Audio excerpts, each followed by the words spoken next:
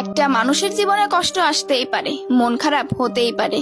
তাই বলে কি সেই কষ্টের কারণটা সব সময় প্রেমিক প্রেমিকাকে হারানোর কষ্টই হবে? তা কিন্তু না।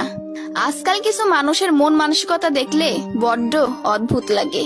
তাদের কাছে মন খারাপের মানেই হলো নিশ্চয়ই আপনি বড় ধরনের ছ্যাঁকা খেয়েছেন। মানে এই পৃথিবীতে ছ্যাঁকা টাকা ছাড়া তাদের কাছে কষ্টের আর কোনো কারণ নেই।